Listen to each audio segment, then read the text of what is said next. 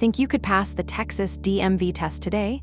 These 20 real questions come straight from the handbook, road signs, right-of-way, and the rules every driver needs. Play along and check yourself. Let's start. Question 1. In Texas, what is the minimum jail time for a first offense DWI conviction? A. 72 hours. B. 24 hours. C. 7 days. D. 30 days.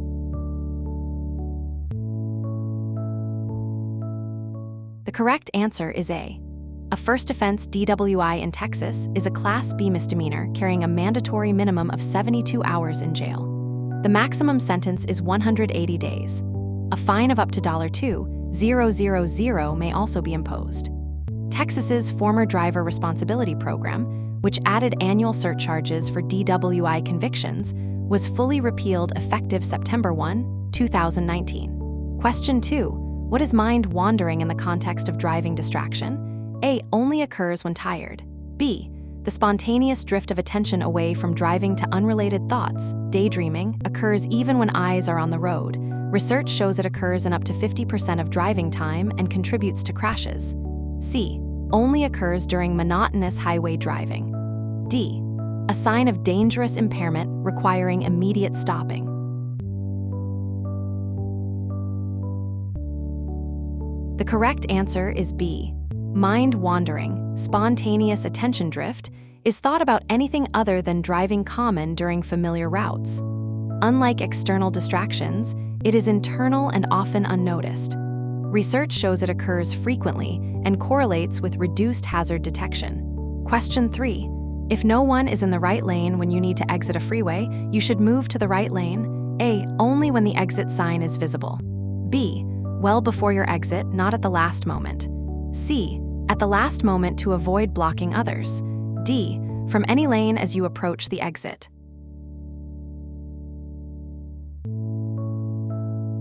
The correct answer is B. You should move to the exit lane well in advance of your exit. Last-minute lane changes at high speed are dangerous and a leading cause of freeway accidents. Question 4.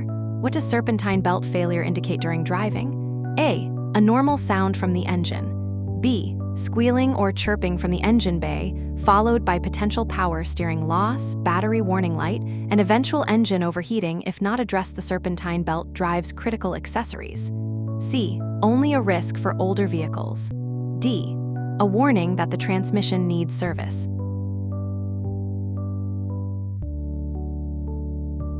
The correct answer is B.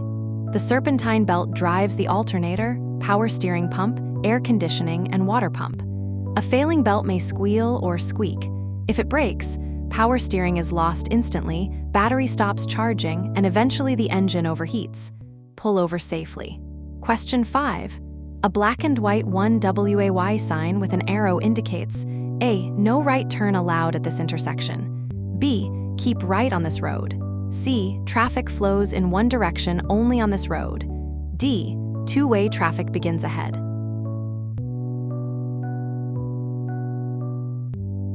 The correct answer is C. One-way signs indicate that traffic moves in only one direction on that road. Always travel in the direction the arrow points and watch for pedestrians and cyclists. Question 6. What does a raised pavement marker, also called a BOTS dot, that is blue indicate? A. End of high occupancy vehicle zone. B. Location of a fire hydrant. The blue marker is typically placed on the roadway centerline nearest the hydrant to help firefighters locate it in snowy conditions. C. Beginning of a school zone. D. Turning restriction.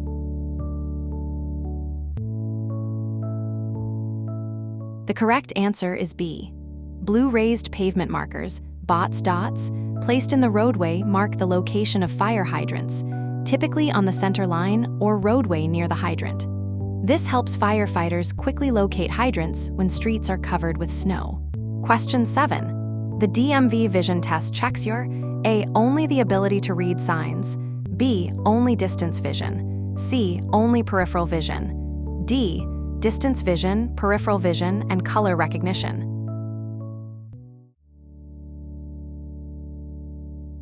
The correct answer is D. The DMV vision screening tests visual acuity, distance vision, peripheral vision, side field, and color recognition, ability to distinguish traffic signal colors. All three are important for safe driving. Question 8. When entering a tunnel during the day, you should A. Only switch on lights if the tunnel is very long. B. Turn on headlights before entering. Going from bright daylight to darkness reduces your vision temporarily, and other drivers inside need to see you. C. Maintain speed. Your eyes will adapt quickly. D. Use hazard lights inside the tunnel.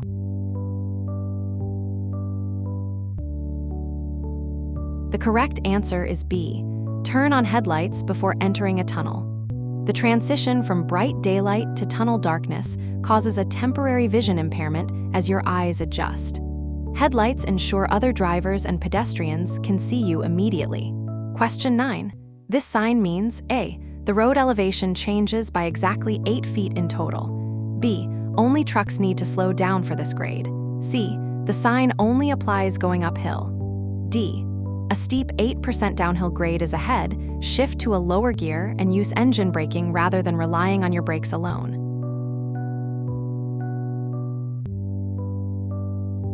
The correct answer is D. An 8% grade sign warns of a steep descent where relying only on brakes can cause them to overheat and fade. Shifting to a lower gear lets the engine help control speed. Question 10. It is generally not safe to back your vehicle. A. In a parking lot. B. For a long distance or around corners. C. Into your own driveway. D. When other vehicles are not present.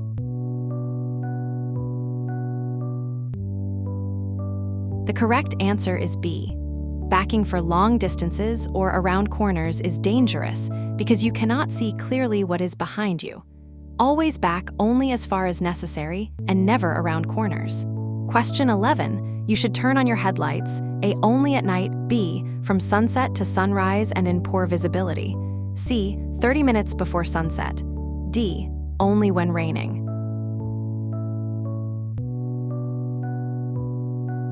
The correct answer is B. Use headlights from sunset to sunrise and whenever visibility is reduced due to weather or other conditions. Question 12.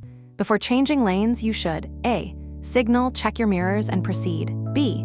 Signal, check mirrors, look over your shoulder to check your blind spot, then change lanes smoothly when safe. C. Only check your driver's side mirror since the passenger side is difficult to see. D. Change first, signal after. Signaling in advance alerts tailgaters to your position.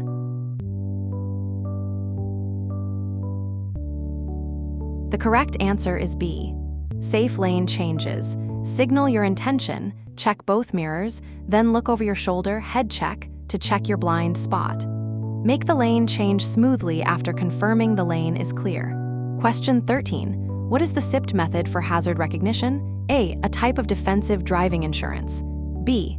Scan, identify, predict, decide, execute, a systematic method for processing driving information and responding to hazards. C. Speed, intervals, position, distance, escape, a following distance formula. D. A government acronym for traffic enforcement.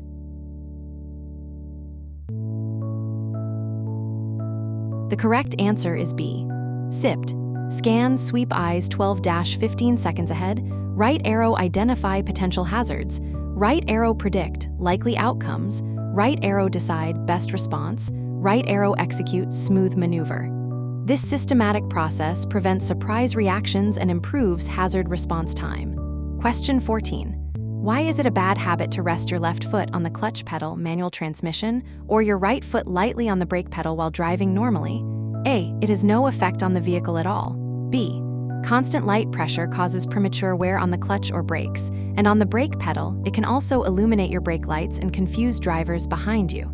C. It improves fuel economy significantly. D. It's required for proper posture while driving.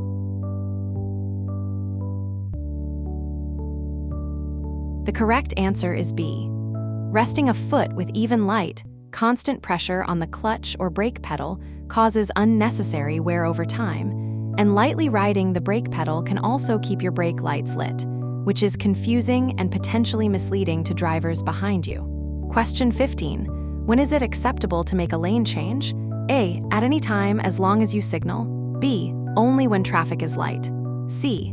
When there is a safe gap in the target lane, you have checked mirrors and blind spot, and no solid white line prohibits it. D. Anytime you signal first.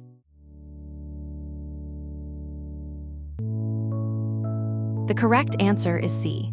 Safe lane changes require a safe gap in the target lane, clear mirrors and blind spot check, proper signaling, and no solid white line or road marking that prohibits the change. Question 16. If the acceleration lane onto a freeway is too short to reach highway speed safely, what should you do? A. Come to a full stop at the end of the lane and wait for an opening. B. Use the available lane length to accelerate as much as possible and merge into the nearest safe gap, signaling your intent. C. Merge at a much slower speed than traffic and let others adjust to you. D. Reverse back to the ramp and try again.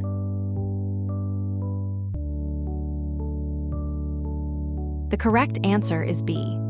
Stopping in an acceleration lane creates a serious hazard for traffic behind you. Instead, accelerate as much as the lane allows and merge into the nearest safe gap rather than forcing traffic to adjust to a much slower vehicle. Question 17. What is hydroplaning threshold speed and how can you reduce it? A. The speed at which all vehicles automatically stop on wet roads. B. The speed at which tires begin to lose road contact on wet surfaces, typically around 35-55 mph, depending on tire tread depth and water depth, reduced by proper tread, correct inflation, and slower speeds in rain. C. Only relevant for racing tires. D. The speed limit in rain zones.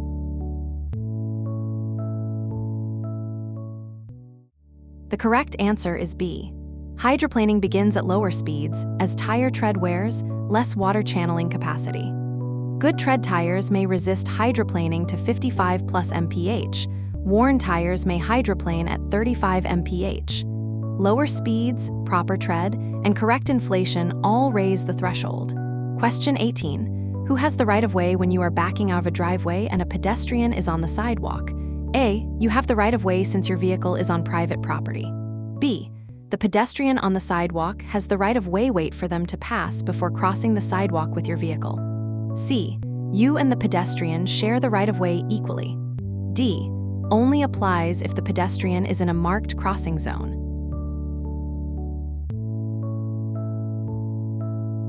The correct answer is B.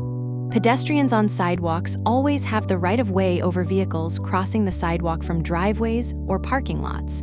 Wait for pedestrians to pass before crossing the sidewalk. Question 19. A flashing yellow light at a railroad crossing, separate from a traffic signal, means A. The crossing is clear, proceed at normal speed. B. A train is approaching, slow down, prepare to stop if a train appears or if the gates begin to lower. C. The crossing lights are malfunctioning. D. Railroad workers are present.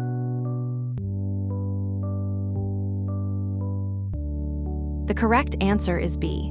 Flashing yellow warning lights at a railroad crossing, advance warning signal, indicate a train may be approaching. Slow down significantly, be prepared to stop, and never attempt to beat a train. Trains can take a mile to stop. Question 20. This sign means A. You may pass on either side of the obstruction. B. The sign indicates a mandatory left turn ahead. C. This marks the start of a left-only lane. D. Pass to the left side of the obstruction, island, or median ahead, following the direction of the arrow.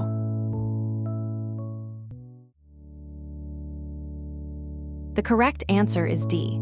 Keep left signs mark a specific side to pass an obstruction, traffic island, or median. You must follow the arrow's direction rather than choosing either side. So, how many did you get right? Keep practicing with thousands of free Texas questions on DMV Prep. Grab it at dmvprep.org/app or search DMV Prep in your app store. See you in the next part.